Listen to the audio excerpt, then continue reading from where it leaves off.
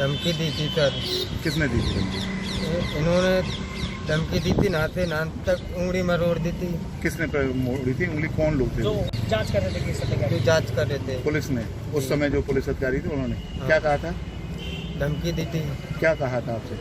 बोले या तो या तुम कबूल कर लो या इनकाउंटर कर दूंगा आपको। अच्छा। जी।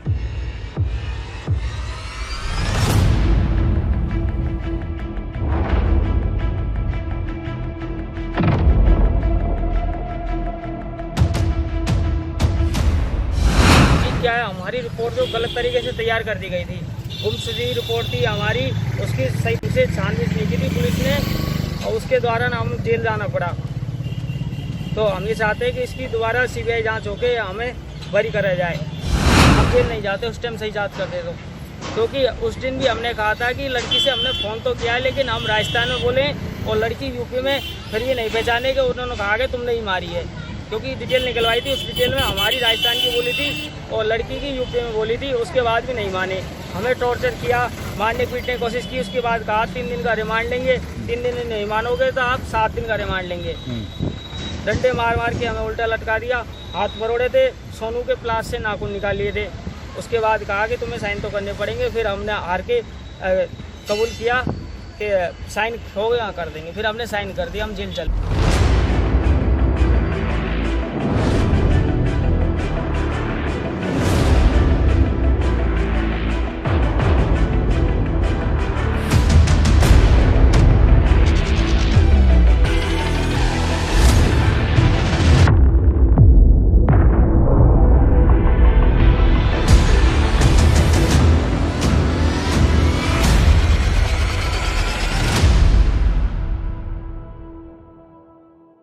राजस्थान के दौसा जिले के बालाजी थाना क्षेत्र से 7 वर्ष बाद जिंदा मिली आरती को मथुरा पुलिस बुधवार को कोर्ट में पेश करने के लिए ले आई। कोर्ट जाने से पहले आरती ने अपने पति पर अकेला छोड़ने का आरोप लगाया। वहीं उसकी हत्या के मामले में जेल में रह चुके पहले पति का आरोप है कि आरती खुद ही उसे छोड़कर चली गई थी। मूल रूप से जालौन के उरई की रहने वाली आरती 2015 में अपने पिता सूरज प्रसाद गुप्ता और मां के साथ वृंदावन आई थी। आरती माता पिता और भाई के साथ वृंदावन में एक धर्मशाला में रहने लगी। आरती की मानसिक स्थिति सही न होने पर उसके माता पिता इलाज के लिए बालाजी ले गए, जहां उसकी मुलाकात सोनू से हुई। बालाजी के रहने वाले सोनू से आरती ने बांदीकुई कोर्ट में शादी कर ली। शादी के 3 दिन बाद आरती अचानक गायब हो गई। इससे पहले आरती 5 सितंबर 2015 में वृंदावन से अचानक गायब हो गई थी, जिसके बाद पिता ने वृंदावन कोतवाली में उसकी गुमशुदगी एफआईआर दर्ज करा रखी थी। इस मामले में पुलिस जाँच कर रही थी कि मार्च 2016 में थाना मगोरा क्षेत्र में एक महिला का शव नहर में मिला, जिसकी जानकारी मिलने पर आरती के पिता मगोरा थाने पहुंचे और फोटो देखकर मृत मिली महिला को अपनी बेटी बता दिया। इसके बाद पुलिस ने पिता द्वारा दर्ज कराई गई एफआईआर में हत्या की धारा बढ़ाते हुए आधार पर सोनू और उसके दोस्त गोपाल को गिरफ्तार कर लिया। बालाजी के रहने वाले आरती के पूर्व पति सोनू और उसका दोस्त गोपाल को पुलिस ने मथुरा कोर्ट में पेश किया, जहां से दोनों को जेल भेज दिया गया। 1.5 वर्ष तक जेल में रहने के बाद दोनों की जमानत हो गई। जमानत मिलने के बाद सोनू और गोपाल ने आरती की तलाश शुरू की और उसे नवम्बर 2022 में तलाश कर ही लिया। बुधवार को वृंदावन कोतवाली पहुंचे सोनू और गोपाल ने बताया कि उन्होंने आरती की हत्या नहीं की थी, इसलिए विश्वास था कि वह मरी नहीं है, इसलिए आरती की तलाश कर रहे थे। सोनू ने बताया कि वह आरती की तलाश के लिए कभी सब्जी वाला तो कभी ऊंट गाड़ी चलाने वाला बनकर बालाजी के आसपास गांव में तलाशते रहे। इसके बाद जब पता चला कि आरती विशाला गांव में है तो फिर इंदिरा आवास दिलाने के बहाने कागज लिए और खुलासा हो गया। वृंदावन कोतवाली पहुंचे सोनू ने बताया कि शादी के 3 दिन बाद जयपुर घूमने जाने के लिए बस स्टैंड पहुंचे। इसी दौरान वह पानी पीने के लिए गया और जब वापस आया तो आरती नहीं मिली। सोनू ने बताया कि आरती खुद गायब हुई थी। वहीं सोनू द्वारा लगाए गए आरोपों को नकारते हुए आरती ने बताया कि सोनू ने ही उसे हेडोन जाने वाली बस में बैठाया था। जिंदा मिली आरती की फर्जी हत्या के मामले में जेल जा चुके सोनू और गोपाल ने बताया कि 2016 में जब वृंदावन पुलिस उसको गिरफ्तार करके लाई तो पुलिस ने बहुत टॉर्चर किया। सोनू के नाखून तक प्लास से उखाड़ दिए गए। धमकी दी गई कि अगर हत्या की बात नहीं कबूली तो एनकाउंटर कर देंगे। बोले या तो या तुम कबूल कर लो या इनकाउंटर कर दूंगा आपको। अच्छा जी। पुलिस के टॉर्चर से घबराकर दोनों ने हत्या करना कबूल कर लिया था। सोनू और गोपाल ने बताया कि उनको उस वारदात की सजा मिली जो उन्होंने की ही नहीं थी। इस मामले की सीबीआई जांच हो और उन पुलिस कर्मियों को सजा मिले जिन्होंने सही जांच न कर निर्दोषों को जेल भेज दिया था। 1.5 साल जेल में काटे और उस वजह से काटे जो हत्या हुई भी नहीं। क्या कहेंगे आप? क्या किसकी लापरवाही मानते हैं? किस वजह से हुआ आपके साथ? धमकी दी थी सर। किसने दी थी धमकी? इन्होंने धमकी दी थी, नाते नान तक उंगली मरोड़ दी थी। किसने मोड़ी थी उंगली? कौन लोग थे?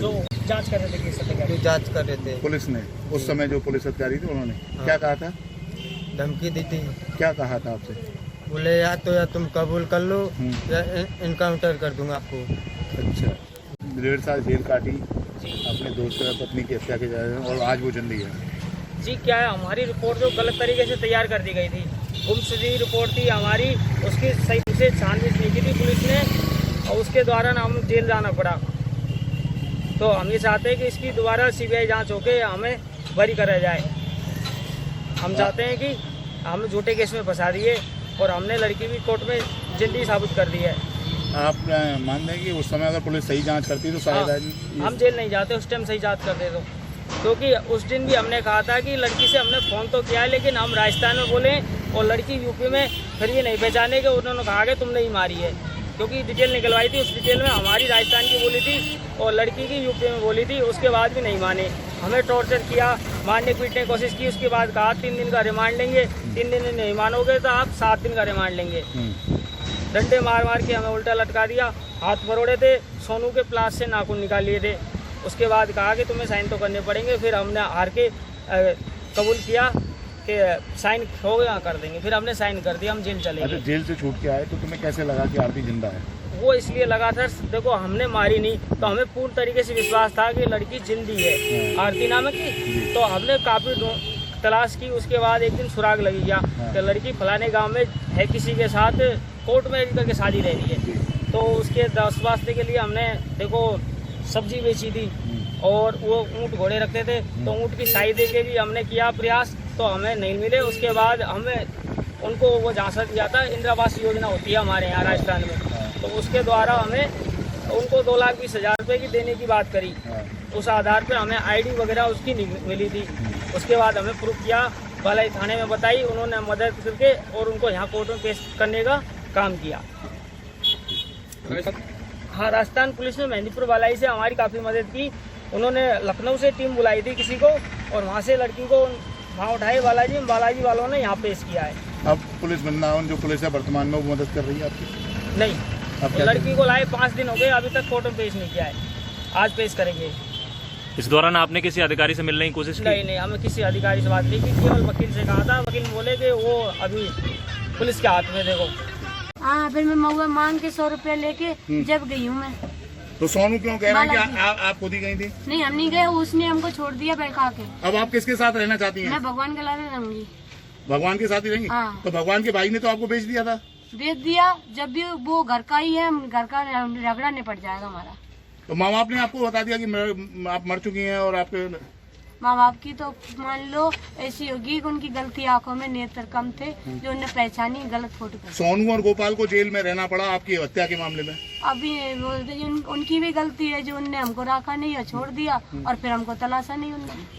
अब आप क्या चाहती हैं? मैं ये चाहती हूँ सोनू को भी बरी किया जाए, माँ बाप को भी बरी किया जाए, और मेरे को मेरे घर पहुँचाया जाए। 1.5 साल जेल में रहा सोनू? 1.5 साल सोनू जेल में रहा।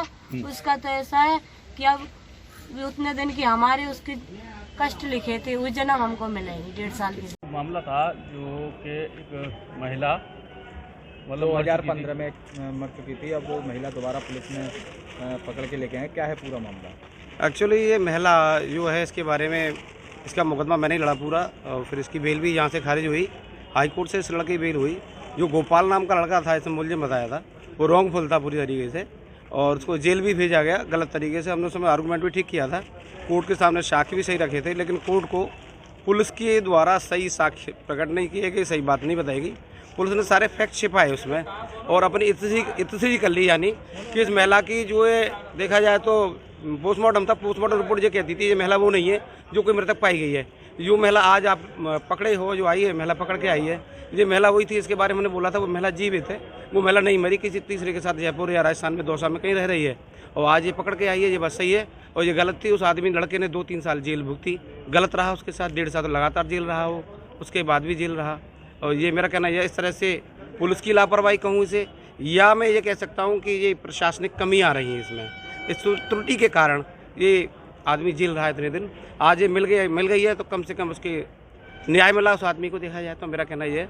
और इस तरह से हमें ध्यान देना चाहिए पुलिस को भी, जनता को भी, गलत लोग जो गलत करते हैं उनके खिलाफ कार्रवाई भी करनी चाहिए हमें। इसमें दोषी को किस को ठहराया सर? मेरे हिसाब से तो इसमें सबसे बड़ी मिसप्लेस जो रहा परिवार वालों की शिनाख्त एंड पुलिस का रहा।